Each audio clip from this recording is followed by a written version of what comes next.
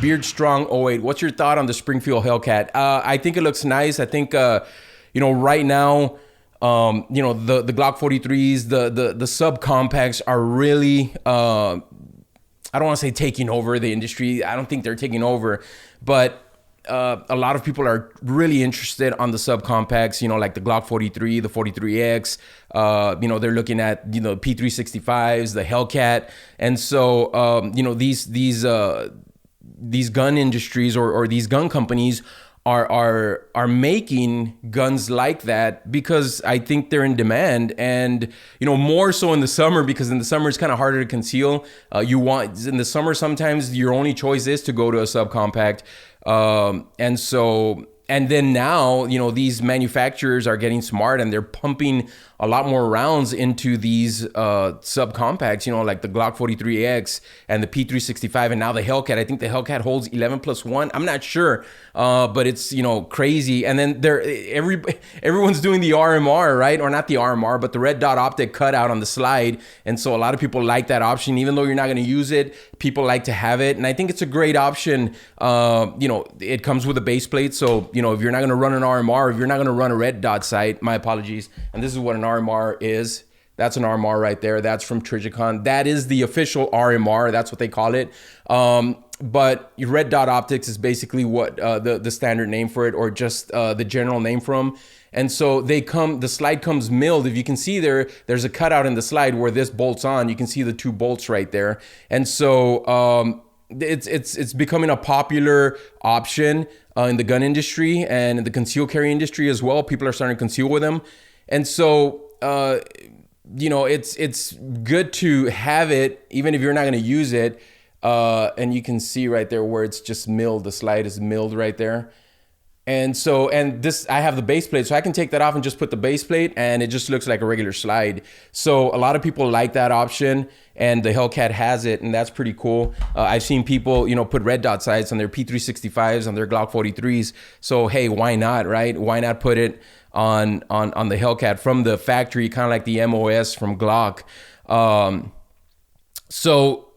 I'm sorry, Beard Strong, I digress again, but I haven't held one in my hand. Obviously, I think they're releasing them on the 20th, but there's a lot of people that have them already.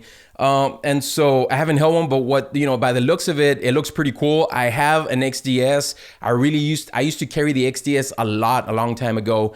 It's a 45, and I really felt comfortable with the XDS. Never had any issues with it. And so I think I sent mine back because it was released during that time frame where the serial number, if you have an XDS with that serial number, send it back so they can fix it. And that had something to do with the trigger or something like that. So I sent mine back and it got fixed, but I never had issues. I would take it out to the range and it would just shoot great.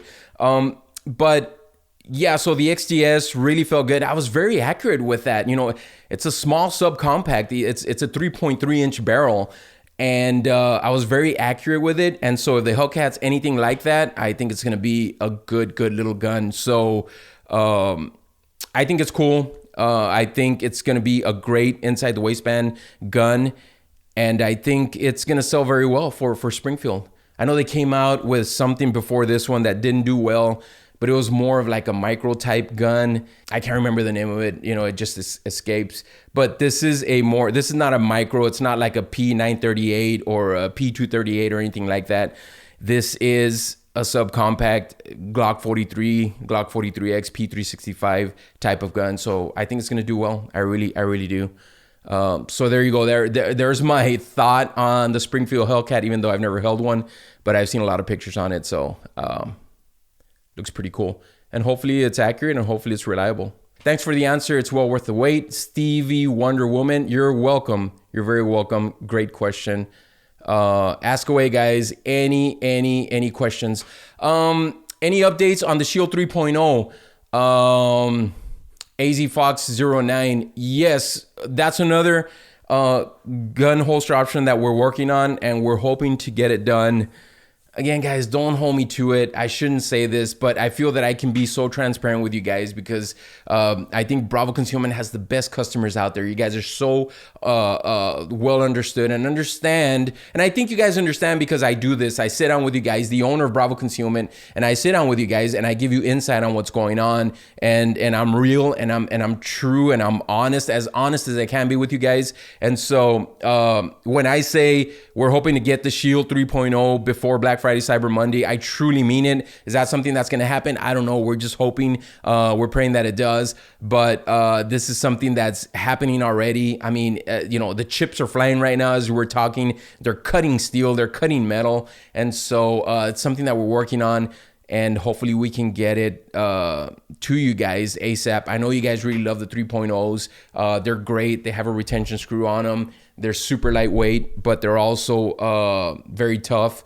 And, people love them. They're very minimal because they are injection mold, so we can take it down as thin as possible. And it's got torsion technology on it, and it's awesome. You can see it right there. This is the way it sits on your body. And because it sits like that, look at the grip. Other gun holsters sit this way. The gun's not loaded for all you safety Nazis out there. Other gun holsters sit this way. When you put it on you, this one sits like this, so it automatically takes the grip and kind of pulls it into you. And it's patented. This one doesn't have the patent number because when we released the first Glock 19, the patent wasn't in yet, but now all the new torsion gun holsters have the patent number in the back. So we're super excited about that. But yeah, great question. We are working on the Shield 3.0. It's going to be an awesome gun holster, whether you're going to go outside the waistband or inside the waistband. There's another gun that I can't believe I left out when we were talking about the Hellcat. There's another subcompact right there, the Shield. They are single stack. The Shield, the Glock 43 is a single stack. The 43X, it's kind of like a double stack, but it's still, I don't consider them micro guns. I don't consider them pocket pistols. They're subcompacts, and the Shield is a great gun if you want to conceal carry in a smaller package. The ergonomics on the Shield is super. I think Smith & Wesson has great ergonomics for my hands. I'm a big guy. I don't know. I just really like the way it feels. And so even their MMPs, their 4.25 inch or even their 5 or whatever it is that you're running, their MMPs, they're very ergonomically made, and they just feel so good in my hand. The only reason I run Glock is because I run a Glock 19. That's my EDC, and I like to just stay just with the same type of gun, not type of gun, but just with the same company because it. Or the same manufacturer, because the Glock 43 is just basically a shrunken down version of the Glock 19. So all the mechanics and everything, which really doesn't have any, although Glocks are very safe because they have their SAS, their safety actions. I don't even know what, something like that, but they're very safe, guys. And so they don't need any external safeties other than the trigger mechanism within the trigger, but it's not even an external, it's on the trigger. So, I like to stay with the same manufacturer because it's just the same ergonomics, not the ergonomics, but just it's basically, again, like I said, it's a shrunk down Glock 19. So the mechanics of it is the same. So, I'm just picky like that. But again, guys, I know people, AWR Hawkins, he'll go from revolver to a Springfield, to a Ruger, to a Glock, to, he just runs all these guns, and that's awesome. That's great. I mean, he loves doing that. I have a lot of guns in my safe, but I just stick to Glock. It's just, for me, it's just easy. I know what I'm carrying, and I know how to use them, especially if I need to go in there and do a quick combat reload or something. Everything's pretty much the same, and they're very consistent with their designs.